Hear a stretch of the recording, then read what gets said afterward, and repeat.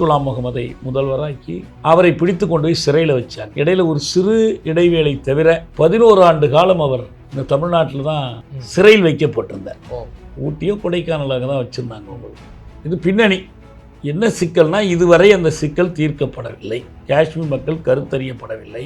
இதே காஷ்மீர் சிக்கலை ஒட்டித்தான் ஜம்மு பகுதியில் பிரஜா பரிஷத் கட்சி அதனுடைய தலைவராக இருந்த ஷியாம் பிரசாத் முகர்ஜி, வங்காளத்தைச் சேர்ந்தவர், அவருடைய தலைமையில் தான் ஜனசங்கமே உருவாக்கப்பட்டுச்சு. காஷ்மீரை முன்வைத்து தான் உருவாக்கப்பட்டது. இந்த பிஜேபியினுடைய முன்னோடி கட்சி. திரும்ப காஷ்மீர் மக்களை நீங்கள் வென்றெடுக்கணும்னா அவங்க உரிமையை மதித்து எல்லாம் செய்யணும். அங்கே காங்கிரஸுக்கும் கிளை கிடையாது. ஜம்முவில் பாஜகவுக்கு கிளை. காஷ்மீர் பள்ளத்தாக்கு வேலி தான் இதில் முக்கியமானது. காஷ்மீரை இந்தியா காப்பாற்றிக்கொள்ளணும்னா இராணுவத்தை வச்சு தான் காப்பாற்று. அப்போ அம்பேத்கர் சொல்கிறாரு, இராணுவத்தை கொண்டு தான் ஒரு மக்களை நம்மோட இணைச்சி வைக்கணும்னா வேண்டாம், காஷ்மீர் பள்ளத்தாக்கு மக்களை நீங்கள் பாகிஸ்தானோட இணைய அனுமதிங்க, ஜம்மு இந்தியாவோட வரட்டும் அப்படின்னு சொல்லி ஒரு அம்பேத்கர் முன்மொழிந்தார்.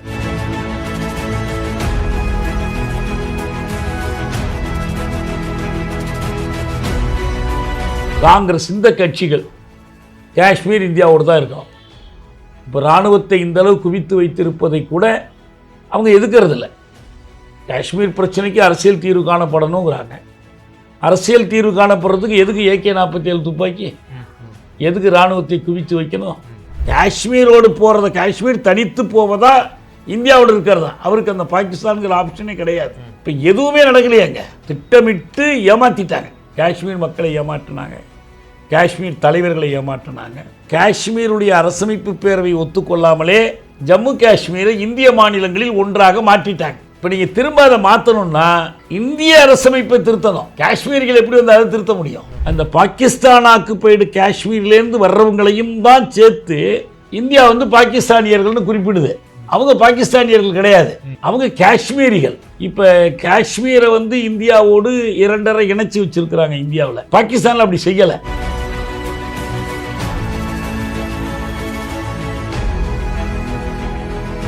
அணு ஆயுதம் என்பது ஒரு சாதாரண போர்க்கருவி அல்ல. அது பேரழிவுக்கான ஒரு ஆயுதம். ஒரு குறிப்பிட்ட இலக்கை மட்டும் தாக்குவதற்கு அணு ஆயுதம் பயன்படாது. இது ஊரையே அழிக்கும். ஒரே ஒரு ராணுவ முகாம் லாகூரில் இருக்குன்னா அதுக்கு அணுகுண்டு போட்டிங்கன்னா லாகூர் மக்கள், அவங்க இஸ்லாமியர்கள், இந்துக்கள், அனைத்து தரப்பு மக்களும் செத்து போவாங்க. அவங்க கூட டெல்லியில் ஒரு குண்டு போட்டாங்கன்னா அதே மாதிரி தான். அது வெறும் இந்துக்களை மட்டும் அழிக்காது, இந்திய ராணுவத்தை மட்டும் அழிக்காது. இப்படி ஒரு பெரிய ஆபத்து இருக்கு. 3ஆம் உலகப் போர் மூண்டால் உலகம் பெரிய அழிவை சந்திக்கும் அப்படின்னு நிறைய வல்லுநர்கள் இன்னைக்கு எடுத்து காட்டுறாங்க. அமெரிக்காவே கூட ட்ரம்ப் வழக்கமாக அங்கே அடிக்கணும், ஈரானை நொறுக்கணும்லாம் பேசுகிறவர் போன முறை பிரச்சாரத்தில் நான் இந்த போரை நிறுத்திடுவேன், இந்த போரை நிறுத்திடுவேன்னு பிரச்சாரம் பண்ணுறதுக்கு ஒரு காரணமே, அமெரிக்கா முழுவதிலும் இன்னைக்கு ஆய்வு செஞ்சு ஒரு நகரம் தாக்கப்படுமானால் அணு ஆயுதத்தினால் 75 விழுக்காடு அழிந்து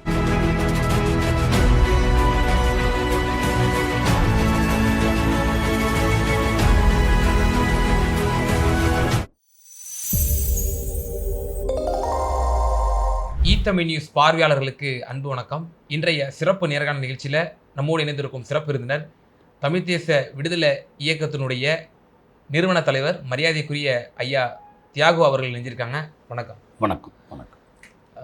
காஷ்மீர் இந்த எல்லை விவகாரத்திலே அந்த விடுதலை தொட்டு அந்த விவகாரம், அந்த மாநிலம் ஒரு பரபரப்பான ஒரு சூழ்நிலை தான் எட்டி கொண்டிருக்கிறத பார்க்க முடிகிறது. அண்மையிலே அந்த பயங்கரவாத தாக்குதல், அதை ஒட்டி இந்தியா பல தடைகள் விதித்தது பாகிஸ்தான் மீது. பாகிஸ்தானும் அதற்கு எதிரான சில நடவடிக்கைகள் எடுத்துக்கொண்டிருக்கிறது. பரஸ்பர நடவடிக்கைகள் இரு நாடுகளும் எடுத்துக்கொண்டிருக்கிறார்கள். தற்போது எந்த சூழ்நிலையில் எட்டியிருக்கிறது? குறிப்பாக சிந்து நதியினுடைய அந்த ஒப்பந்தத்தை அவர்கள் தற்காலிகமாக நிறுத்தி வைப்பதாகவும், அவர்கள் சிம்லாவினுடைய ஒப்பந்தத்தை தற்காலிகமாக நாங்களும் நிறுத்தி வைப்பதாகவும் இரு நாடுகளும் ஒரு பரபரப்பினுடைய உச்சத்தை எட்டியிருக்கிறார்கள். தற்போது ஒரு சூழ்நிலையில் போர் மூடக்கூடிய ஒரு சூழலை தான் இருக்கிறதா? உங்களுடைய கருத்து? இந்தியாவுக்கும் பாகிஸ்தானுக்கும் காஷ்மீரை தவிர வேறு எந்த சிக்கலும் தீர்க்க முடியாத சிக்கல் இல்லை. இதுக்கு முன்னால் நடந்த வங்கதேச போர் அது தனி ஒரு சிக்கல். அது கிழக்கு பாகிஸ்தான், அவங்க வங்காளம் தனி மொழி தனி தேசம், அவங்க பிரிய விரும்பினாங்க. சற்றப்போ 1 கோடி பேர் ஏதிலிகளாக இந்தியாவுக்கு வந்தாங்க. பக்கத்தில் இருக்கிற மேற்கு வங்கம், வங்க மக்கள் அவங்களும் அவங்களுக்கு ஆதரவாக இருந்தாங்க. அதனால் அதில் தலையிட்டாங்க. அதை தவிர எடுத்துக்கிட்டிங்கன்னா இந்த மேற்கு பாகிஸ்தான் இன்றைக்கி இருக்கிற முழு பாகிஸ்தான் அதுக்கும் இந்தியாவுக்கும் இடையில் 47லேருந்து பார்த்தீங்கன்னா ஒரு சிக்கலும் கிடையாது. இந்த காஷ்மீர் ஒன்று தான். காஷ்மீர் சிக்கல் தொடர்பாக காஷ்மீர் யாருக்கு? இந்தியாவுக்கா பாகிஸ்தானுக்கா? அப்போது ஒரு எல்லையோர மாநிலம், முஸ்லீம்களை பெரும்பான்மையாக கொண்ட மாநிலம், இயல்பாகவே அது பாகிஸ்தானோட போயிருக்கணும். அப்படி போகலை. இந்தியா கூடயும் ஏன் சேர முடியலன்னா அந்த காஷ்மீர் மக்கள் மத அடிப்படையில் ஒரு நாட்டோடு இணையிறத விரும்பலை. இப்போ இந்தியாவோடு இருப்பதைத்தான் பெரும்பான்மை மக்கள் விரும்பினாங்க. அந்த விருப்பத்தை தான் ஷேக் அப்துல்லா எதிரொலித்தார். அவர் ஒரு காஷ்மீர் தேசிய தலைவர். அந்த கட்சியே முஸ்லீம் மாநாட்டு கட்சி வெளியில் வந்து தான், அதிலேருந்து வெளியே வந்து தான் அவர் தேசிய மாநாட்டு கட்சியை உருவாக்குறார். அந்த கட்சியில் பண்டிட்டுகள் உட்பட பல வகையான பிரிவினர், சீக்கியர்கள், இந்துக்கள் எல்லாரும் இருந்தாங்க. அதில் அப்படி தான் அவர் அணுகினார். புதிய காஷ்மீரம்னு ஒரு திட்டமே வகுத்து காஷ்மீருக்காக அவர் அறிவித்தார். இப்போ நேருவோடையெல்லாம் அவருக்கு ஒரு நட்பு இருந்துச்சு. இந்திய தேசிய காங்கிரஸோட உறவாக இருந்தாங்க. அதனால் என்ன சொன்னாங்கன்னா, காஷ்மீருக்கு ஒரு முழுமையான தன்னாட்சி, அந்த அடிப்படையில் நாங்கள் இந்தியாவோடு இணைந்திருக்கிறோம் அப்படின்னு சொன்னாங்க. நேரு என்ன செஞ்சார்? இறுதியாக நீங்கள் தான் தீர்மானிப்பீங்க. அப்போ அந்த பின்னணியில் தான் உங்களுக்கு அந்த 47 அக்டோபர் 26 அந்த இணைப்பு ஒப்பந்தத்தில் அவர் கையெழுத்து போடுறார். ஏன்னா அந்த பூஞ்சி பகுதியிலேருந்து பழங்குடி மக்கள் பெருந்திரளாக திரண்டு வர்றாங்க மன்னர் ஹரி சிங்கினுடைய ஆட்சிக்கு எதிராக. செல்வாக்கு மிக்க தலைவராக ஷேக் அப்துல்லா இருக்கார். ஆனால் இந்து மன்னருடைய ஆட்சியின் கீழே இருக்கிறாங்க. அது ஒரு ஒடுக்குமுறை ஆட்சி. முஸ்லீமுக்கு எதிராக, உழவர்களுக்கு எதிராக, எல்லா பகுதி மக்களுக்கும். அப்போ நாங்கள் உன்னை காப்பாற்றணும் அப்படின்னு சொன்னால் நீங்கள் இந்த ஒப்பந்தத்தில் கையெழுத்து போடணும் என்று கேட்டு இன்ஸ்ட்ருமெண்ட் ஆஃப் ஆக்சேஷனில் அவர்கிட்ட கையெழுத்து வாங்கினாங்க. ஹரி சிங்கிட்ட கையெழுத்து வாங்குறேன். அப்படி தான் இந்தியாவோடு காஷ்மீர் இணைக்கப்பட்டது. அதுவும் இணைப்பு நிரந்தரம் அல்ல, இறுதியாக காஷ்மீர் மக்களின் கருத்தறிந்து முடிவு செய்யப்படும்னு அடுத்த நாளே அறிக்கை வெளியிட்டது இந்திய அரசு சார்பில் வெளியிடப்பட்டது. ஆனால் ஒருபோதும் காஷ்மீர் மக்களின் கருத்து இதுவரை அறியப்படலை. திரும்ப ஜனவரி 1 இந்த சிக்கலை ஐநாவுக்கு எடுத்துக்கிட்டு போனது இந்தியா தான். அங்கே அவர்கள் ரெண்டில் எங்கே சேர விரும்புகிறாங்கங்கிறத ஒரு கருத்தறிவு வாக்கெடுப்பு நடத்தி அதுக்கு ஒரு ஆணையம் போட்டாங்க. அதுதான் பிளபிசைட் கமிஷன் பேர். ஆனால் அந்த பிளபிசைட் கமிஷன் போட்டதோடு சரி, எதுவுமே அது வேலை செய்யலை. இப்படியே 57 வரைக்கும் பேச்சுவார்த்தை இழுத்து அடிச்சுக்கிட்டே இருந்தாங்க. கடைசியாக என்ன பண்ணாங்கன்னா, ஷேக் அப்துல்லாவை முதல்வராக அமர்த்தி ஒரு அமைச்சரவை அமைத்து எப்படியாவது இந்தியாவோடு முழு இணைப்புக்கு, நிபந்தனையற்ற முழு இணைப்புக்கு ஷேக் அப்துல்லா இணங்க வைக்கணுங்கிற ஒரு முயற்சியில் ஈடுபட்டாங்க. அவர் சொன்னார், நாங்கள் பாகிஸ்தானோடு போகலை, ஆனால் எங்களுக்கு காஷ்மீருடைய சுயநிர்ணய உரிமை தான் முக்கியமானது, எங்களுடைய முழுமையான தேசிய உரிமையை ஒத்துக்கொண்டால் நாங்கள் உங்களோட இணைப்பாக இருக்கிறத பற்றி எங்களுக்கு மறுப்பு இல்லைன்னு சொல்லிக்கிட்டு இருந்தார். ஆனால் நேருவினுடைய நோக்கம் பூராவுமே இணைச்சிடணும். ஒருவேளை ஷேக் அப்துல்லா தடையாக இருந்தால், அவர் வேடிக்கையாக அவர்கிட்டயே ஷேக் அப்துல்லாக்கிட்டே சொன்னதாக ஏஜி நூரானி சொல்கிறார், உங்களுக்கு ஒரு தங்க காப்பு போட வேண்டியிருந்தாலும் இருக்கலாம் அப்படின்னு நேரு ஷேக் அப்துல்லாட சொல்கிறார். தயவுசெய்து அப்படி செய்திடாதீர்கள் நேரு, அப்படி நேரு நீங்கள் செஞ்சீங்கன்னா காஷ்மீரை அடியோடு நீங்கள் மறக்க வேண்டியிருக்கும் அப்படின்னு சொல்கிறார். அப்புறம் இவர் முதல்வராக பதவி ஏற்றார். இதுக்கும் ஒத்து வராமல் இருந்ததுனால தான் அவருடைய ஆட்சியை கலைச்சி அவருடைய அடுத்த இடத்தில் இருந்த பக்ஷி குலாம் முகமதை முதல்வராக்கி அவரை பிடித்து கொண்டு போய் சிறையில் வச்சாங்க. இடையில் ஒரு சிறு இடைவேளை தவிர 11 ஆண்டு காலம் அவர் இந்த தமிழ்நாட்டில் தான் சிறையில் வைக்கப்பட்டிருந்தார். ஊட்டியோ கொடைக்கானலாக தான் வச்சுருந்தாங்க உங்களுக்கு. இது பின்னணி. என்ன சிக்கல்னா, இதுவரை அந்த சிக்கல் தீர்க்கப்படவில்லை, காஷ்மீர் மக்கள் கருத்தறியப்படவில்லை. இதே காஷ்மீர் சிக்கலை ஒட்டித்தான் ஜம்மு பகுதியில் பிரஜா பரிஷத் கட்சி அதனுடைய தலைவராக இருந்த ஷியாம் பிரசாத் முகர்ஜி, வங்காளத்தைச் சேர்ந்தவர், அவருடைய தலைமையில் தான் ஜனசங்கமே உருவாக்கப்பட்டுச்சு. காஷ்மீரை முன்வைத்து தான் உருவாக்கப்பட்டுச்சு.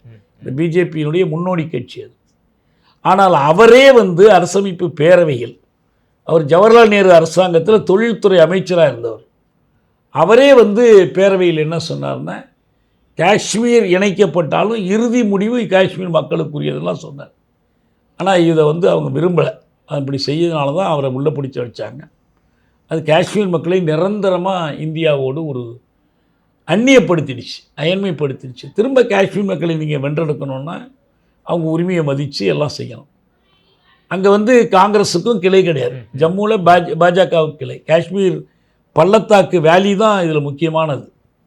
இப்போ நம்ம இந்த இராணுவ குவிப்பு, இராணுவ செலவு பற்றியெல்லாம் பேசும்போது, அம்பேத்கர் நேரு மந்திரி சபையிலிருந்து விலகுவதற்கு இந்த இராணுவத்துக்கு செலவு செய்வதே ஒரு காரணமாக சொல்கிறார். இராணுவத்துக்கு ஒதுக்கப்படுகிற தொகையில் பெரும்பகுதி இந்த பாகிஸ்தான் எல்லைக்கு போயிடுது. ஏன்னு கேட்டேன் நான் அமைச்சரவையில். இல்லைன்னா காஷ்மீர் நம்மை விட்டு போய்விடும், காஷ்மீரை இந்தியா காப்பாற்றி கொள்ளணும்னா இராணுவத்தை வச்சு தான் காப்பாற்றணும்.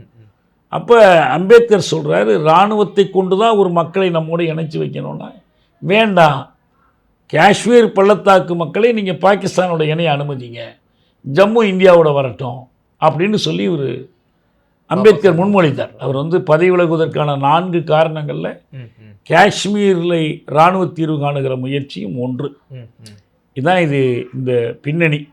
இப்போ வரைக்கும் அந்த காஷ்மீர் சிக்கல் தீர்க்கப்படலை.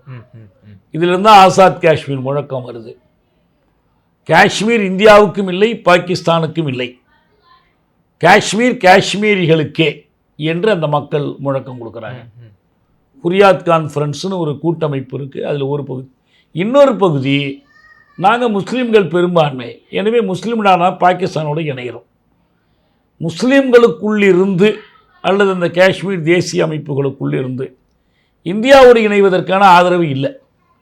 ஜம்மு பகுதியில் இந்து கட்சிகள், அந்த அமைப்புகள் அந்த மாதிரி கருத்து வச்சிருக்கிறாங்க. காஷ்மீர் இந்தியாவின் பிரிக்க முடியாத பகுதி, Kashmir is an integral part of India என்று வரலாற்று அடிப்படையே இல்லாமல் ஒரு கருத்தை பேசிக் கொண்டிருக்கிற சிபிஐ, சிபிஎம், காங்கிரஸ், இந்த கட்சிகள் காஷ்மீர் இந்தியாவோடு தான் இருக்கணும். இப்போ இராணுவத்தை இந்தளவு குவித்து வைத்திருப்பதை கூட அவங்க எதுக்கிறதில்ல. காஷ்மீர் பிரச்சனைக்கு அரசியல் தீர்வு காணப்படணுங்கிறாங்க. அரசியல் தீர்வு காணப்படுறதுக்கு எதுக்கு AK-47 துப்பாக்கி, எதுக்கு இராணுவத்தை குவித்து வைக்கணும்? எல்லையில் தான் பிரச்சனை, எல்லையில் நிற்கணும். ஆனால் நாடு முழுவதும் ஸ்ரீநகர்லேருந்து அனந்த்நாக்லேருந்து ஒவ்வொரு ஊருக்கு ஊர் இராணுவத்தை நிறுத்தி வச்சுருக்காங்க. வீட்டு வாசல் பூரா இராணுவம் நிற்கிது. ஊரடங்கு உத்தரவு பிறப்பிச்சு தான் அந்த 370 நீக்கத்தையே செயல்படுது. இதுதான் பின்னணி. இப்போ நம்ம என்ன சொல்றோம், எனக்கு என்ன கேள்வி வருதுன்னா, கிட்டத்தட்ட இப்போ அந்த 370 அபாலிஷன் செஞ்சு 5 ஆண்டுகள் கிட்டத்தட்ட தேர்தலை நடத்தாமல் ஒரு திறந்த வழி சிறைச்சாலையாகத்தான் வந்து வைத்திருந்தார்கள் அந்த மாநிலத்தை அப்படின்னு எல்லாரும் விமர்சனங்கள் முன் வச்சுருந்தாங்க. இப்போ தான் வந்து தேர்தல் நடந்திருக்கு, ஒரு சுமூகமான ஒரு சூழ்நிலை, இப்போ மாநில அந்தஸ்து தரப்போகிறோம் அப்படின்னு சொல்லியிருக்கிறாங்க. இப்போ எனக்கு என்ன கேள்வி வருதுன்னா, இப்போ இந்த பயங்கரவாதிகள் வந்து இப்போ தாக்குதல் நடத்திருக்காங்க, அவங்க வந்து சொல்லக்கூடிய காரணமும் வந்து அந்நியர்கள் இங்கே வந்து குடியேறுறாங்க அப்படின்ற காரணங்கள்லாம் அவங்க முன்வைக்கிறாங்க.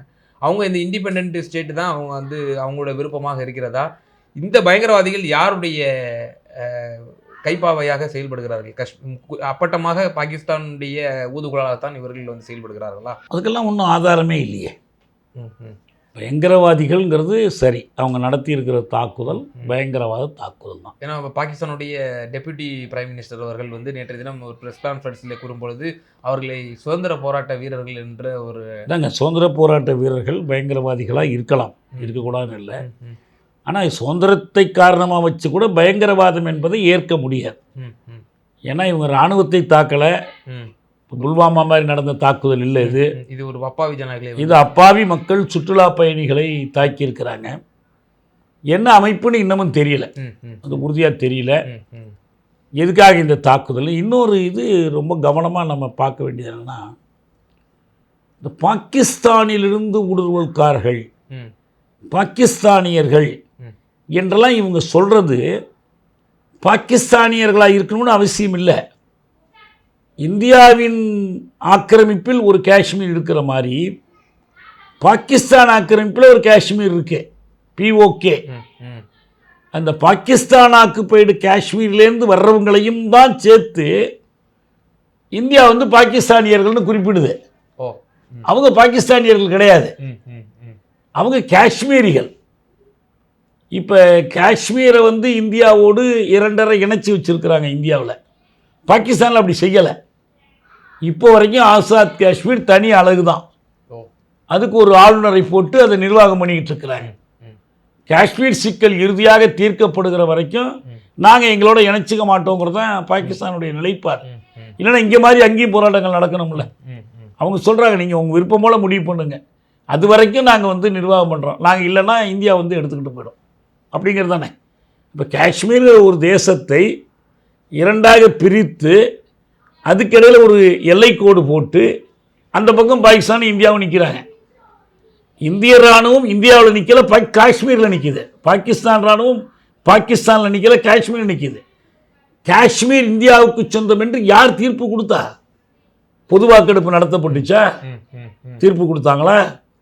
அல்லது ஐநாவில் அமைத்த பிளபிசைட் கமிஷன் ஓட்டெடுப்பு நடத்துனுச்சா? பிளபிசைட் கமிஷனை கூட ஒரு வாய்ப்பு தான் கொடுக்குது. என்னன்னா இந்தியாவுக்கா பாகிஸ்தானுக்கா? 3வது வாய்ப்பை அவங்க கொடுக்கல. 3வது வாய்ப்பை கொடுக்கணுங்கிறத அந்த மக்களுடைய கோரிக்கை. பிற்காலத்தில் பிளபிசைட் ஃப்ரண்ட்னு ஒரு கட்சி அமைத்தார் ஷேக் அப்துல்லா. அந்த கட்சியுடைய கோரிக்கை என்னன்னா வாக்கெடுப்பு நடத்தணும், காஷ்மீரோடு போகிறத, காஷ்மீர் தனித்து போவதா இந்தியாவோடு இருக்கிறதா. அவருக்கு அந்த பாகிஸ்தானுங்கிற ஆப்ஷனே கிடையாது. இப்போ எதுவுமே நடக்கலையாங்க. திட்டமிட்டு ஏமாற்றிட்டாங்க.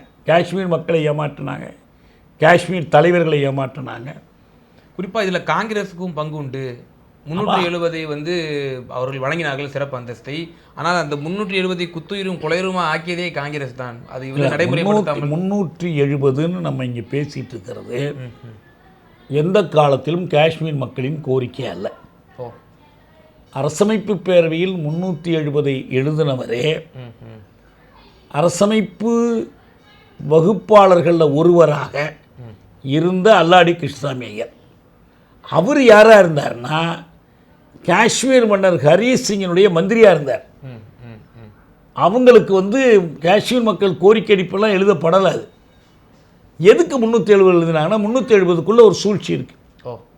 என்ன சூழ்ச்சின்னா காஷ்மீர் இந்தியாவோடு முற்றிலுமாக இணைக்கப்படவில்லை என்பதை ஒப்புக்கொண்டு இந்தியாவுக்கு ஒரு கான்ஸ்டியூண்ட் அசம்பிளி, காஷ்மீருக்கு ஒரு கான்ஸ்டியூண்ட் அசம்பிளி இது அமைக்கப்பட்டது. இந்த காஷ்மீருக்குள் இருக்கிற கான்ஸ்டியூண்ட் அசம்பிளி இறுதியாக தீர்மானிக்கணும்.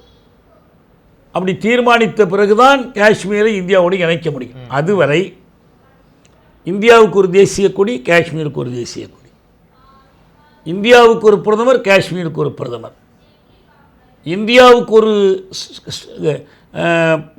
அரசு தலைவர், அங்கே ஒரு அரசு தலைவர். இதுதான் ஏற்பாடு. இந்த ஏற்பாட்டோடு தான் காஷ்மீரில் நடத்தணும்.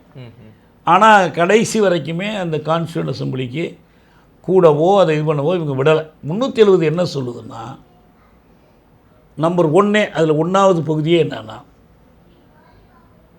காஷ்மீர் இந்திய அரசமைப்பு சட்டத்தில் இருக்கிற மாநிலங்களின் பட்டியல் இருக்குது பாருங்கள், ஷெட்யூல் 1, அதில் காஷ்மீரை கொண்டு ஜம்மு காஷ்மீர் சேர்த்துட்டாங்க. அப்போ என்ன அர்த்தம்? காஷ்மீர் மக்கள் ஒப்புதல் பெறாமலே, காஷ்மீருடைய அரசமைப்பு பேரவை ஒத்துக்கொள்ளாமலே ஜம்மு காஷ்மீரை இந்திய மாநிலங்களில் ஒன்றாக மாற்றிட்டாங்க. இப்போ நீங்கள் திரும்ப அதை மாற்றணும்னா இந்திய அரசமைப்பை திருத்தணும். காஷ்மீர்கள் எப்படி வந்து அதை திருத்த முடியும்? இந்த 370 படி அவங்களுக்கு சில சிறப்பு சலுகைகள், அந்த பகுதிக்குள்ளே வந்து யாரும் போய் நிலம் வாங்காமல் இருக்கிறதுக்கு, அதுக்கு ஏற்கனவே ஹரிசிங் காலத்திலேயே 335வது பிரிவில் ஒரு சட்டம் போட்டாச்சு. இதெல்லாம் நடைமுறைப்படுத்தணும். இந்த 370 மாற்றணும், திருத்தணும், கலைக்கணும்னா அதுக்கு காஷ்மீர் கான்ஸ்டியூண்ட் அசம்பிளியினுடைய ஒப்புதல் வாங்கணும். ஆனால் இவங்க 2018 அமித்ஷா தீர்மானம் கொண்டு வரும்போது 370 கைவிடலை. கைவிடுறதுன்னா கான்ஸ்டியூஷனில் திருத்தம் கொண்டு வரணும். இப்போ வரைக்கும் 370 is part of the constitution of India. இப்போ வரைக்கும் 370 இருக்குது. 370ஐ செயலற்றதாக்கிட்டாங்க. அதுக்கு காஷ்மீர் கான்ஸ்டியூண்ட் அசம்பிளி அனுமதி வாங்கணுமேனு கேட்டபோது இல்லை, அந்த அசம்பிளி இல்லை, கான்ஸ்டியூண்ட் அசம்பிளியே இல்லாமல் போயிடுச்சு. அப்போ லெஜிஸ்லேட்டிவ் அசம்பிளி இருக்கும்ல, சட்டப்பேரவை, அதுவும் இல்லை. தேர்ந்தெடுக்கப்பட்ட முதலமைச்சர், அதுக்கு முன்னால் பிஜேபியும் முஃப்தி முகமதும் கூட்டாட்சி நடத்துனாங்க பாருங்க, அவங்களும் இல்லை. எனவே நாங்கள் ஆளுநர்கிட்ட அனுமதி வாங்கிட்டோம். நாங்கள் யார் ஆளுநர்? இந்திய அரசால் அமர்த்தப்பட்ட ஆளுநரிடம் இந்திய அரசால் அமர்த்தப்பட்ட அமைச்சர் வந்து சம்மதம் வாங்கி பார்லிமெண்ட்டில் நிறைவேற்றினாங்க. இதனால தான் உச்சநீதிமன்றத்தில் 370 தொடர்பான வழக்கில் அவங்க 370 நாங்கள் நீங்கள் கைவிட்டதை ஏற்றுக்கிறோம். ஏன்னா காஷ்மீரை எப்படியாவது இந்தியாவோடு கொண்டு வந்து முழுசாக இணைக்கணும். அது வந்து ஒரு ஈஸிங் ஸ்டெப்பு. இந்த வளையல் கைக்குள்ளே நுழையாத போது சோப்பு போட்டு நுழைக்கிற மாதிரி இதை ஏதாவது சமாதானப்படுத்தி, அதுக்கு தான் 370 வந்துச்சு, சிறப்பு சலுகைலாம் வந்துச்சு. இப்போ அதுக்கு ஒரு முடிவு கட்டிடுவோம், இணைச்சிடுவோம், இதை ஒத்துக்கிறோம். ஆனால் சீக்கிரமாக அதை ஏன் யூனியன் டெரிட்டரியாக மாற்றினீங்க, ஸ்டேட்டாக வைங்க, எந்த காலக்கெடுவும் நிர்ணயிக்கலை, நாங்கள் விரைவில் செய்கிறோன்னு சொன்னாங்க. இப்போ எப்போ செய்ய போகிறாங்கன்னு யாருக்கும் தெரியாது. செஞ்சாலும் அது 370 இருந்தபோது காஷ்மீர் மக்கள் சுதந்திரமாக இருந்த மாதிரியும் 370ஐ நிறுத்தின பிறகு தான் சுதந்திரம் போச்சுங்கிற மாதிரியும் ஒன்றும் கிடையாது. அப்பயும் இராணுவம் தான் ஆக்கிரமிச்சிருச்சு, இப்பயும் இராணுவம் தான் ஆக்கிரமிச்சிருக்கு, இப்பயும் அதே நிலைமை தான். அதனால் மீண்டும் சொல்கிறேன், 370 அந்த மக்களோட கோரிக்கையில் 370 காஷ்மீரை இந்தியாவோடு இணைத்து கொள்ளுவதற்கான ஒரு வழி, ஒப்பந்தம். உச்சநீதிமன்றமே என்ன சொல்லுதுன்னா, இந்த 370 தொடர்பாக இந்திய அரசு நிறைவேற்றிய இந்த தீர்மானம் சரப்டேஷியஸ் வேயில் நிறைவேற்றப்பட்டது, திருட்டுத்தனமாக நிறைவேற்றப்பட்டது. நீதிமன்றத்தினுடைய தீர்ப்பு. நீங்கள் இந்த பல விவாதங்களில் நீங்கள் இந்த கருத்தை வந்து இருக்கிறீர்கள். ஆமாம், சரப்டேஷியஸ். ஆனால் நாங்கள் அனுமதிக்கிறோம். ஏன் அனுமதிக்கிறோம்னா இதை இணைச்சிடணும், முடிச்சிடணும். அதுக்காக தான் காஷ்மீர் இணைப்பை வந்து நம்ம தள்ளி போட முடியும் அப்படின்னு சொல்லி முடிச்சுட்டாங்க. இப்போ இதுதான் பின்னணி. இப்போ நம்ம நேரடியாக கேட்குற கேள்வி என்னன்னா, இந்த பாஜக அரசு காங்கிரஸ் அரசினால தான் காஷ்மீரை இணைக்க முடியல, பயங்கரவாதத்துக்கு காங்கிரஸ் பொறுப்பு என்று சொல்லிக்கிட்டு இருந்தாங்கல்ல, இப்போ என்ன நடந்துச்சு? நீங்கள் ஊரடங்கு பிறப்பிச்சிங்க, இராணுவத்தை கொண்டு போய் குவிச்சிங்க, ஒரு 4-5 பேருக்கு ஒரு இராணுவத்தான்கிற மாதிரி குவிச்சு வச்சிங்க, முன்னாள் முதலமைச்சர் உட்பட எல்லோரையுமே வீட்டு காவலில் வச்சிங்க, பப்ளிக் சேஃப்டி ஆக்டுங்கிற ஒரு மோசமான சட்டத்தில் ஃபருக் அப்துல்லாவெல்லாம் உள்ளே வச்சிங்க, ஒமர் அப்துல்லா உள்ளே இருந்தார், முஃப்தி முகமது உள்ளே இருந்தாங்க. எல்லாம் செய்ததற்கு பிறகு இப்போ காஷ்மீர் அமைதி திரும்பியதா? காஷ்மீர் மக்கள் இப்போ அமைதியாக இருக்கிறாங்க, வேலைவாய்ப்பு பெருகுது, தொழில் நடக்குது, அமித்ஷா சொன்னார். ஆனால் 2024 நாடாளுமன்ற தேர்தலில் காஷ்மீர் பள்ளத்தாக்கில் இருக்கக்கூடிய 3 நாடாளுமன்ற தொகுதிகளிலும் பாஜக போட்டியிடவே இல்லை, எந்த கட்சியும் ஆதரிக்கவும் இல்லை. இந்தியா முழுவதிலும் பாஜகவோ பாஜக கூட்டணி வேட்பாளரோ போட்டியிடாத 3 தொகுதிகள் அதுதான்.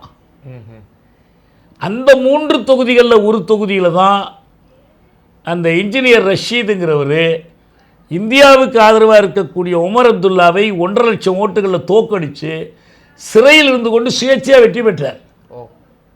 அப்போ நீங்கள் உங்கள் நடவடிக்கையில் காஷ்மீர் மக்கள் ஆதரிக்கிறாங்கன்னு சொல்கிறதுக்கு என்ன அர்த்தம்? அது ஒரு சான்றாக இருக்குது உங்களுடைய இந்திய அரசினுடைய நடவடிக்கைக்கு எதிராக இருக்கிறார். காஷ்மீர் வேலியில் யாருமே உங்களை ஆதரிக்கலை. இப்போ வரைக்கும் உங்களுக்கு ஜம்முவில் தான் உங்களுக்கான ஆதரவு ஓட்டெல்லாம். காஷ்மீர் வேலி தான் பிரச்சனையுடைய மையம். காஷ்மீர் போராளிகள் என்ன சொல்கிறாங்கன்னா, எங்களுக்கு ஒரு சுயநிர்ணய உரிமை உண்டு மாதிரி ஜம்முவுக்கும் உண்டு, லடாக்குக்கும் உண்டு. லடாக் மக்கள் விரும்பலன்னா அவங்க தனியாக போட்டோம், ஜம்மு இந்தியாவோட போகிறதுனா போட்டோம், எங்கள் முடிவை நாங்கள் எடுத்துக்கிறோம். இதுதான் அவங்க சொல்லக்கூடிய நிலை. ஆனால் எல்லாரையும் முடித்து சிறையில் வச்சுட்டு இந்த பயங்கரவாதத்தையே நாங்கள் வந்து பணமதிப்பு நீக்கத்தின் போது மோடி என்ன சொன்னாருங்க? ஆமாம், பயங்கரவாதத்தெல்லாம் ஒழிச்சிருவோம். எவ்வளவுக்கும் அப்பெல்லாம் வந்து மாணவர்கள் இளைஞர்கள் கல்லால் அடிச்சுக்கிட்டு இருந்தாங்க பாலத்தீனத்தில், இந்திபாதா மாதிரி. அப்போ இந்த கல்லை கூட வெளிநாட்டிலேருந்து இறக்குமதி பண்ணணும், கல்லுக்கா பாகிஸ்தான்லேருந்து காசு வரணும், ரோட்டில் கிடக்கிற கல் எடுத்து அடிக்கிறதுக்கு. அவ்வளவு மோசமாக அவங்க சித்தரித்தாங்க. ஒரு இராணுவத்தைச் சேர்ந்த ஒரு படை சிஆர்பிஎஃப் அவங்க என்ன பண்ணாங்க, ஒரு காஷ்மீரியை பிடிச்சி வண்டிக்கு முன்னால் கட்டி வச்சுருந்து தங்களுக்கு அதான் பாதுகாப்புன்னு சொல்லி இந்த சிவிலியன் ஷீல்டும்பாங்களே அது மாதிரி கொண்டுட்டு வந்தாங்க. அது நாடு பூரா கண்டித்தாங்க. ஆனால் அந்த முடிவெடுத்த இராணுவ அதிகாரிக்கு பாராட்டு பத்திரம் வாசித்து கொடுத்தாங்க. முழுக்க முழுக்க இந்திய அரசு ஒரு ஆக்கிரமிப்பு இராணுவமாகத்தான் இருந்தது, நடந்து கொள்கிறது. நீங்கள் இன்னொரு விஷயம், 2019 புல்வாமா கரெக்டாக தேர்தலுக்கு நெருக்கத்தில் நடந்துச்சு. நடந்தபோது ஆர்எஸ்எஸ் தலைவர் மோகன் பகவத் அப்போ அவங்க ஒரு இயக்கம் நடத்தினாங்க, கர்கர் மோடின்னு பேர். வீட்டுக்கு வீடு மோடியை கொண்டு சேர்ப்போம். அது வரைக்கும் அவங்க ராமர் கோயிலை கொண்டு சொல்லி காரணம் சொல்லிக்கிட்டு இருந்தாங்க. புல்வாமா நடந்த உடனே இனிமேல் நீங்கள் புல்வாமானே பிரச்சாரம் பண்ணுங்க, தேர்தலே இந்திய தேர்தலே தீர்மானிக்கக்கூடியதாக காஷ்மீர் அமைஞ்சிச்சு. இப்போ ஒரு சில செய்திகளை தான் நம்ம முழுசாக சொல்லணும்.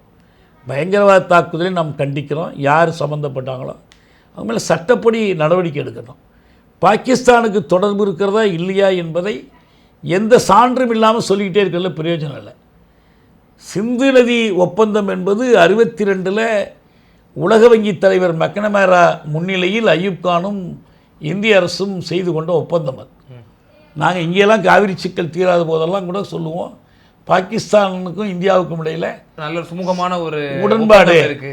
6 நதிகளில் 3 அவங்களுக்கு 3 இவங்களுக்குன்னு சொல்லி ஒரு பிரித்து வச்சுட்டாங்க. அது ஒரு முன்மாதிரியே நம்ம சொல்லுவோம். அதை போய் கை வைக்கிறதுக்கு என்ன இருக்குது? ஆனால் என்னுடைய கருத்துப்படி அந்த பகுதியினுடைய இயற்கை அமைப்பு மற்றதில் அப்படியெல்லாம் நிறுத்தவே முடியாது. ஏன்னா அதெல்லாம் உயிர் ஆறுகள், பெருகி வரக்கூடிய ஆறுகள். ஒரு சீசனில் நிற்கிறது, ஒரு சீசனில் வாடுற ஆறுகள்லாம் கிடையாது. சிந்து, பிரம்மபுத்திரா, கங்கை, யமுனைலாம் அப்படிப்பட்ட ஆறுகள். அதையெல்லாம் இவங்க நினைக்கிற மாதிரிலாம் நிறுத்தி வைக்க முடியாது. இந்திரா காந்தி இதுக்கு முன்னால் வங்கதேசத்தோட பிரச்சனை வரும்போது ஃபராக்கா பேரேஜ்னு அந்த நீர்த்தேக்கத்தை நான் மூடுறேன் என்று அறிவித்தாங்க. அப்போ மௌலானா பாஷானி தலைமையில் வங்கதேச விவசாயிகள் பெரும்படையை திரண்டு வந்தாங்க, அணையை உடைப்போன்னு.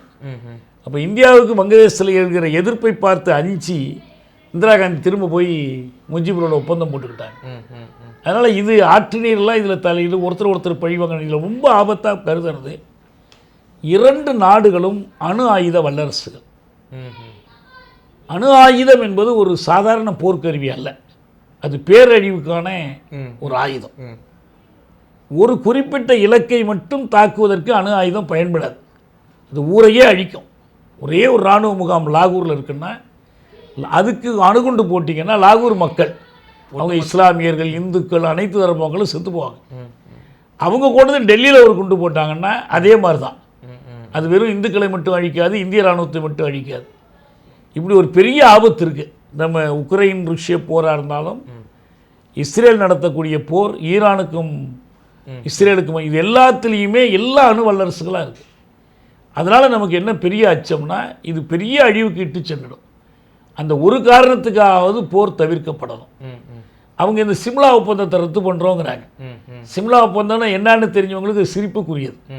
சிம்லா ஒப்பந்தத்தில் என்ன இருக்குது தெரியுங்களா உங்களுக்கு? இப்போ இமாச்சல் நேருவும் சுல்பிகர் அலி புட்டு, இந்திரா காந்தியும் சுல்பிகர் அலி புட்டோவும் கையெழுத்து போட்ட ஒப்பந்தம். அதில் என்ன சொல்லுதுன்னா, காஷ்மீர் சிக்கலை இந்தியாவும் பாகிஸ்தானும் பேசி தீர்த்து கொள்ள வேண்டும். இவ்வளோதாங்க அது. ஆமாம். சிம்லா ஒப்பந்தம் என்ன, இந்த பக்கமே 2 பக்கம் தான் அந்த அதனுடைய உண்மையான நோக்கம் என்னன்னா, காஷ்மீர்களுக்கு அதில் பங்கு இருக்கக்கூடாது. ஓகே, ஓஹோ. நீங்கள் பேச்சுவார்த்தை காஷ்மீரோட நடத்தணும். காஷ்மீர் பிரச்சனையை பற்றி காஷ்மீரோட பேசக்கூடாது. யாரும் பேசணும், இந்தியாவும் பாகிஸ்தானும் பேசிட்டு எப்படி காஷ்மீருக்குள்ளே வரும்? அந்த ஒப்பந்தம் ஈழம் பற்றி இந்தியாவும் இலங்கையும் பேசி முடிச்சுக்க பார்த்தாங்கல்ல, அந்த மாதிரி. அதே மாதிரி சதாத் இருக்கிற போது ஜிம்மி கார்ட்டர் ஒப்பந்தம் போட்டார், கேம்ப் டேவிட் ஒப்பந்தம். பாலஸ்தீனத்துக்கு சம்பந்தமே இல்லாமல் இஸ்ரேலும் எகிப்தும் பாலஸ்தீனம் பற்றி ஒப்பந்தம் போட்டாங்க. அதனால தான் அது எடுபடலை. அது போன்ற ஒரு முயற்சி. எனவே அது இருக்கிறதோ நீக்கிறதோ ஒரு இதுவும் இல்லை, ஒரு சிக்கலும். இப்போ நீங்கள் அந்த தொடர்ந்து உற்று நோக்கி இந்த விவகாரத்தை நீங்கள் கவனிச்சுட்டு வந்திருப்பீங்க. ஒரு போர் ஒரு மூலக்கூடிய ஒரு ஒரு சுச்சுவேஷன் தான் இருக்குன்னு நீங்கள் நினைக்கிறீங்களா? இந்திய அரசும் நம்முடைய உள்துறை அமைச்சர் அவர்களும் ஒரு வீரியமாக செயல்பட்டு வர்றாங்க பாகிஸ்தானுக்கு எதிராக.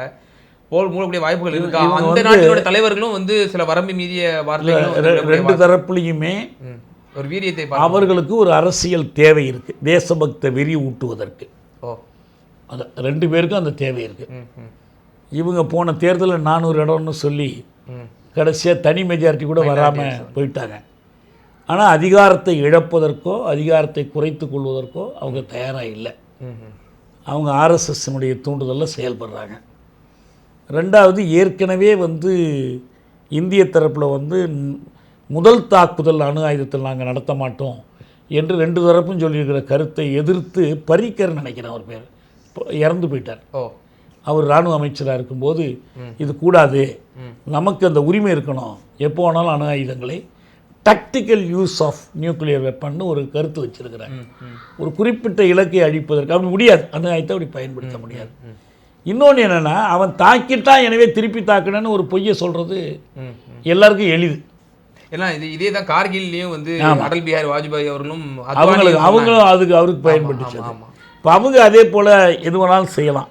எனவே இதில் என்ன, இது நடக்கும் நடக்காதுங்கிற கணிப்புகளை காட்டிலும் நடக்கக்கூடாது என்பதில் அணு ஆயுத அந்த போரை எதிர்க்கிறவங்க, அமைதியை விரும்புகிறவங்க, காஷ்மீர் சிக்கல் ஒரு பக்கம் இருக்கட்டும், அது பேசி தீர்க்கலாம், மக்கள் கருத்தறிந்து தீர்க்கலாம், இல்லை உடனே தீர்க்க முடியல தள்ளி போட்டு தீர்க்கலாம். போர் என்பதை ஒருபோதும் ஆதரிக்க முடியாது. இப்போ நீங்கள் வந்து ஒரு பயங்கரவாதின்னா கண்டுபிடிச்சி கொடுக்குறதுக்கு பாகிஸ்தான் ஒத்துழைப்பு கேட்கலாம், உலக நாடுகளுடைய ஒத்துழைப்பு கேட்கலாம், அவங்கள கைது பண்ணி நீதிமன்றத்தில் நீங்கள் நிறுத்துங்க. ஆனால் அந்த போருங்கிற வாய்ப்பு இருக்குது பாருங்கள், எல்லை தாண்டி போய் போர் நடத்துறது, அந்த போர் வெறி ஊட்டுறாங்க. இந்த சில ரிப்பப்ளிக் மாதிரி சில அர்னாப் கோஸ்வாமிலாம் வந்து அவங்களுக்கு இதுதான் பொழப்பு, இந்த போர் வெறி தேசபக்த வியாபாரம் தான். அது மாதிரி அங்கேயும் சில பேர் இருக்கிறாங்க, அங்கேயும் இல்லைன்னு சொல்ல முடியாது. இப்போ அவர் வந்து முறைப்படி தேர்தலில் ஜெயிச்சு வந்த ஒரு அரசாங்கம் கிடையாது. இந்தியாவை காட்டிலும் பாகிஸ்தானில் அரசாங்கத்தின் மீதான இராணுவத்தின் பிடிப்பு அதிகம், மக்கள் கருத்தை திரட்டுகிற வாய்ப்பு அங்கே விட இங்கே அதிகம்.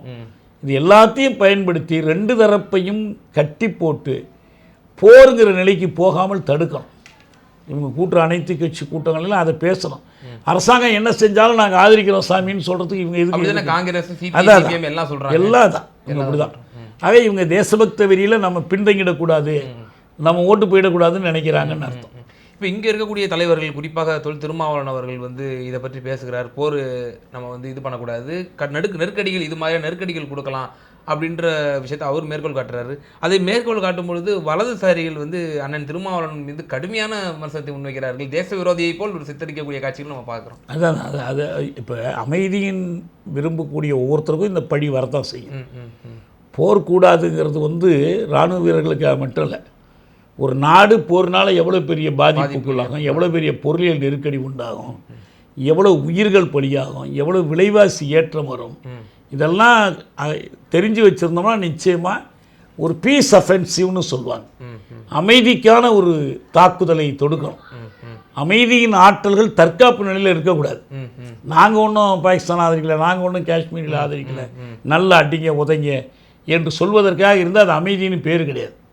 எதாக இருந்தாலும் நீங்கள் சட்டம். இன்னொன்று நல்லா புரிஞ்சுக்கணும், நமக்கு இந்த மத்திய பிரதேசம் சத்தீஸ்கரில் இந்திய அரசே, காங்கிரஸ் அரசு, சிதம்பரம் உள்துறை அமைச்சராக இருந்தார், ஒரு சட்டவிரோத படையை உருவாக்கி வச்சுருந்தாங்க பழங்குடிகளை தாக்குவதற்கு, சல்வா ஜுடுங்னு சொல்லி.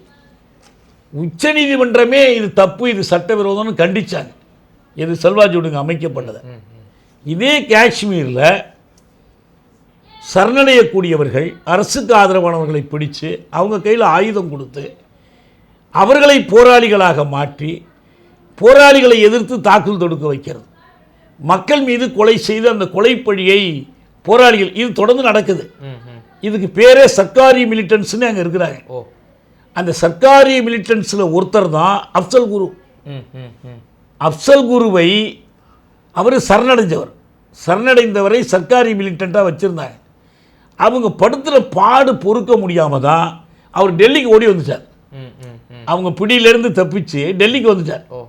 டெல்லிக்கு வந்தவர் என்ன பண்ணாங்கன்னா, இந்த பார்லிமெண்ட் தாக்குதல் நடந்துச்சு பாருங்க, இன்னைக்கு வரைக்கும் தாக்குதல் நடத்தினவன் யாரு, அடையாளம், பேரு, அமைப்பு எதுவுமே இன்னைக்கு வரைக்கும் தெரியாது. தீர்ப்புல கூட கூட்டு மனசாட்சி செத்து கிடந்த ஒருத்தனுடைய பையில் இருந்த தொலைபேசி எண்களை வைத்துக்கொண்டு அவர் பேராசிரியர் கீலானியை இந்த அப்சல் குருலாம் இழுத்து போட்டாங்க.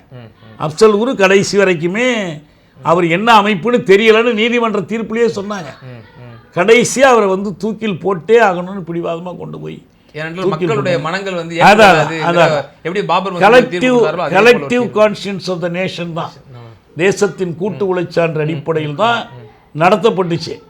அதனால வேண்டி இந்த போராளிகள் உண்மையிலேயே போராளிகளா இல்லை இவங்க ஏதாவது ஏவப்பட்டவர்களா அரசியல் உள்நோக்கத்திற்காக, எதுவுமே நமக்கு தெரியாது. நான் எதுவுமே சொல்ல விரும்பலை. இவங்க இந்த அரசாங்கம் தான் இவங்களை தூண்டி தள்ளி விட்டுச்சா எனக்கு தெரியாது. நம்ம சான்றுகளோடு தான் சொல்ல முடியும். ஆனால் என்னைக்கு இருந்தாலும் உண்மை வெளியே வரும். அந்த உண்மையை தெரிந்து கொள்ளாமல் நம்ம வந்து யார் மேலேயும் பழி போட முடியாது, யாரையும் குற்றம் சொல்ல முடியாது. ஒருவேளை போர்க்கான ஒரு சூழ்நிலை ஏற்பட்டு விட்டால் மூன்றாம் உலக போருக்கு இது ஒரு வித்திடும் இருக்கலாம். எந்த போரும் அப்படி மாறுறதுக்கான வாய்ப்பு இருக்கு. இன்றைய உலகத்தில் பாலஸ்தீன் ஒரு பொறுப்பு நடந்து கொண்டிருக்கிறது, ரஷ்யா உக்ரைன் போர் ஆண்டு கணக்கில் நடந்து கொண்டிருக்கிறது. தற்போது மூன்றாம் உலக போர் மூண்டால் உலகம் பெரிய அழிவை சந்திக்கும் அப்படின்னு நிறைய வல்லுநர்கள் இன்னைக்கு எடுத்துக்காட்டுறாங்க. அமெரிக்காவே கூட ட்ரம்ப் வந்து வழக்கமாக அங்கே அடிக்கணும் ஈரானை நொறுக்கணும்லாம் பேசுகிறவர் போன முறை பிரச்சாரத்தில் நான் இந்த போரை நிறுத்திடுவேன்னு பிரச்சாரம் பண்ணுறதுக்கு ஒரு காரணமே அமெரிக்கா முழுவதிலும் இன்னைக்கு ஆய்வு செஞ்சு ஒரு நகரம் தாக்கப்படுமானால் அணு ஆயுதத்தினால் 75 விழுக்காடு அழிந்து போகும் என்று நான் தனியாக ஒரு கட்டுரையை அதை பற்றி எழுதியிருக்கிறேன். சொல்கிறாங்க. இப்போ இயல்பாக அமெரிக்க வெகு மக்களுடைய உளநிலை எப்படி இருக்குன்னா போர் வரக்கூடாதுங்கிறதா தான் இருக்குது. அதைத்தான் இவர் பிரதிபலிக்கிறார். போரை நிறுத்துங்கன்னு உக்ரைனை பார்த்து ருஷ்யாவை பார்த்து சொல்றதெல்லாம் அதுக்கு தான். ஜெலன்ஸ்கியே கடுமையாக கண்டிச்சார் ஒயிட் ஹவுஸ். ஆமா, நீ சண்டை போட்டுட்டே இருக்கலாம். மூணாவது உலக போர் நடத்தக்கூடிய ஒரு மாபெரும் அபாயம் இருக்கு அதனால சொல்லி ஆன் த கேமராலே கண்டிச்சார். அதனால வேண்டி இந்த உலகப்போர் ஆபத்து இருக்கு. அல்லது ஒரு பகுதியில் ஏற்படுற போராக இருந்தாலும் எந்த போரும் கெட்ட போர் தான் இன்னைக்கு, நல்ல போர்னு ஒன்றும் கிடையாது. அதனால் பயங்கரவாத தாக்குதல்களை நாம் கண்டிக்கிறோம். அதற்கு பழிவாங்குவதாக சொல்லிக்கொண்டு சான்றுகளே இல்லாமல் பாகிஸ்தானுக்கு எதிராக எடுக்கப்படுகிற பதிலடி நடவடிக்கைகள் அதுவும் கண்டனத்துக்குரியது தான். பாகிஸ்தான் இதை காரணமாக வைத்துக்கொண்டு ஒரு தேசபக்த வெறி அவங்க நாட்டுக்குள்ளே மூட்டி அதுக்கு ஆயத்தங்கள் செய்வது, பதிலடி நடவடிக்கை, அதனுடைய பதிலடி நடவடிக்கையில் ஒன்றும் அர்த்தமே இல்லை. ஏன்னா அவங்க பொருளாதாரமே மிகப்பெரிய நெருக்கடியில் இருக்குது. அவங்க உலக வங்கி IMF என்ன ஒரே ஒரு வாய்ப்புன்னா இந்தியாவும் சரி பாகிஸ்தானும் சரி ரொம்ப சுதந்திரமாக நாங்களே முடிவுகள் எடுக்கிறோன்னு நம்மக்கிட்ட தான் நடிச்சுக்கிட்டு இருப்பாங்க. அவங்க பல்வேறு உலக அழுத்தங்களுக்கும் உள்ளானவங்க தான். அவங்க உலக வல்லரசுகளுக்கு அழுத்தத்துக்கு அப்பால் அவங்க வேலை செய்ய மாட்டாங்க. குறிப்பாக பாகிஸ்தானுக்கு பின்னால் சீனா இருக்குது, முடிவெடுக்கும். நம்ம மோடிஜிக்கு பின்னால் ட்ரம்ப்ஜி இருக்கிறார். இவங்க வந்து அவ்வளோ சீக்கிரத்தில் விட்டுற மாட்டாங்கங்கிறது தான் என்னுடைய நம்பிக்கை. சும்மா வீரமாக பேசுகிறாங்க. இருந்தாலும் நம்ம வந்து ஒரு அமைதிக்கான இயக்கத்தை இங்கே நடத்தணும். அதுதான் உண்மை. இன்னொன்று நான் மீண்டும் சொல்கிறேன், காஷ்மீர் இந்தியாவுக்கு வடக்கே இருக்குது, இந்தியாவின் வடக்கில் இல்லை. நான் எப்பயுமே அதில் கவனமாக இருக்கேன். இது இந்தியாவுக்கு வடக்கே இருக்குது. ஐக்கிய நாடுகள் உட்பட உலக நாடுகள் எல்லாமே பெரும்பாலான நாடுகள் காஷ்மீர் டிஸ்பியூட்டட் டெரிட்டரின்னு தான் வச்சுருக்கிறாங்க. இந்தியாவின் பகுதியினோ பாகிஸ்தான் பகுதியினோ அவங்க யாரும் அங்கீகரிக்கலை. ஆனால் இந்திய அரசியலில் Kashmir is in the centre, இந்த அரசியலின் மையமாக 2019 இருந்துச்சு. இப்போ மீண்டும் அந்த நிலை வருது. இதை இந்தியாவில் இருக்கிற குடியாட்சி ஆற்றல்கள் எதிர்கொள்ளுகிற வழி என்னன்னா ஸ்டாண்ட் பை காஷ்மீர். ஓகே, காஷ்மீரில் எந்த இராணுவமும் இருக்கக்கூடாது. காஷ்மீர் மக்களுடைய உரிமைகள் மதிக்கப்படணும். நீ சொன்னில இப்படி தீர்க்கிற இப்படி தீர்க்கலை, அப்போ அடுத்த வழிக்கு வந்துடு. காஷ்மீர் மக்கள்கிட்டே அதை ஒப்படை, அவங்க தீர்மானிக்கட்டும். ஒரு பொது வாக்கெடுப்பு சொல்கிறீங்க, பொது வாக்கெடுப்பு நடத்தணும். இராணுவத்தை நிறுத்திக்கிட்டு நடத்த முடியாது. நீங்கள் அதுக்கு வேணால் ஐநாவிலேருந்து கூப்பிடுங்க, பொதுவான நடுநிலை நாடுகளுடைய படையை நிறுத்துங்க. இந்திய இராணுவம் இல்லைன்னா இங்கே வன்முறையே நடக்காதுங்க. அதான் உண்மை. இவனுடைய வன்முறைக்கு எதிர் வன்முறை தான் இது எல்லாமே. இவனுடைய வன்முறை நின்றுடுச்சு, எதிரான வன்முறை தான் இது. அது மோசமாக மூர்க்கமாக எல்லை மீறி போகிறத நம்ம ஆதரிக்கலை. நிச்சயமா ஜனநாயக சக்திகள், இடதுசாரி சிந்தனை கொண்ட சக்திகள் எல்லாரும் வைக்கக்கூடிய ஒரு கோரிக்கையை தான் நீங்களும் ஊர்ஜிதப்படுத்தி அது வலுவாக வைத்திருக்கிறீர்கள். போர் எக்காரணத்தும் ஒரு தீர்வை எட்டாது, அது வெகுஜன மக்களை தான் வெகுவாக பாதிக்கும் என்ற ஒரு அபாய எச்சரிக்கையையும் விடுத்திருக்கிறீர்கள். பார்ப்போம் வரக்கூடிய காலங்களிலே இந்திய அரசு மற்றும் பாகிஸ்தான் அரசு என்ன ஒரு சுமூகமான ஒரு தீர்வு எட்டுமா என்று. ரொம்ப நன்றி. பல்வேறு விவகாரங்களை எங்கள் நேயர்கள் பகிர்ந்தமை. நன்றி நன்றி. நமது தமிழ் நியூஸ் சேனலில் உங்களது பொருட்களை வெறும் 500 ரூபாயில் விளம்பரம் செய்ய வேண்டுமா? தொடர்புக்கு 7806942275 தொடர்பு கொள்ளுங்கள்.